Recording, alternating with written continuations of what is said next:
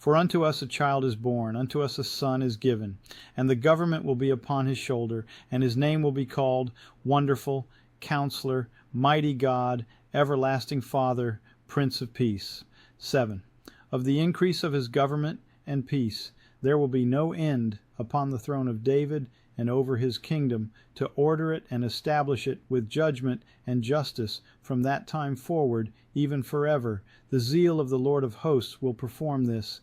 Isaiah 9, 6, and 7. Greetings. My name is Tom. I am making a short series of biblical quick studies that focuses on the end times and the millennium reign of Christ.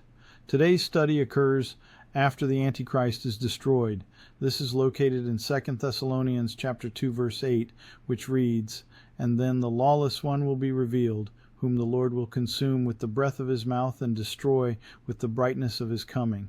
Also after that, the devil is cast into the bottomless pit." This is found in Revelation chapter 20, verses 1 through 3. Jesus will establish his throne in Jerusalem, and the law will go forth from Mount Zion, which is located in Jerusalem. He will rule for 1,000 years. This has intrigued me over the years. Now that the world is marching towards global government, this has become an astonishing near-future event.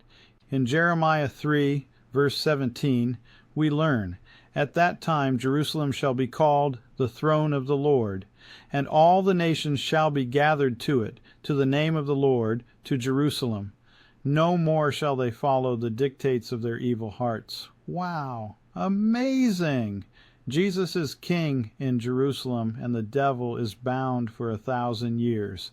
In Isaiah 2, verses 2 through 4, we learn, "Now it shall come to pass in the latter days that the mountain of the Lord's house shall be established on the top of the mountains, and shall be exalted above the hills, and all nations shall flow to it." 3. Many people shall come and say, "Come, and let us go up to the mountain of the Lord, to the house of the God of Jacob. He will teach us his ways, and we shall walk in his paths. For out of Zion shall go forth the law, and the word of the Lord from Jerusalem." 4. He shall judge between the nations, and rebuke many people. They shall beat their swords into plowshares, and their spears into pruning hooks.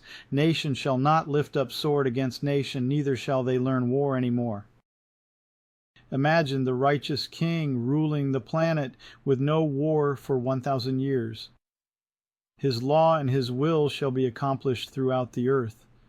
If a nation fails to worship the Lord in Jerusalem, then that nation will receive no rain. Zechariah 14, verses 16 through 19 teaches us this. 16.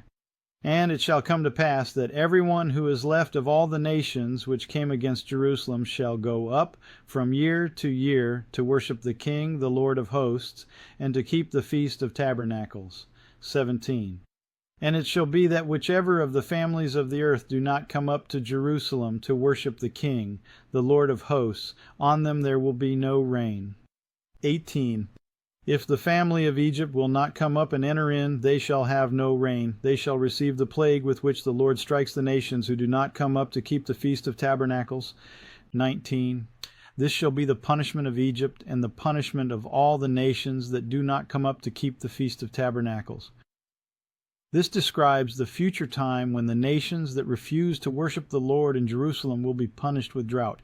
This prophecy states that any nation that does not go up to Jerusalem to worship the King, the Lord Almighty, will have no rain fall on their land as a form of divine punishment or discipline. In Isaiah 11, verses 6 through 9, we learn, "The wolf also shall dwell with the lamb, the leopard shall lie down with the young goat, the calf and the young lion and the fatling together, and a little child shall lead them. The cow and the bear shall graze, their young ones shall lie down together, and the lion shall eat straw like the ox. The nursing child shall play by the cobra's hole, and the weaned child shall put his hand in the viper's den. They shall not hurt nor destroy in all my holy mountain, for the earth shall be full of the knowledge of the Lord, as the waters cover the sea."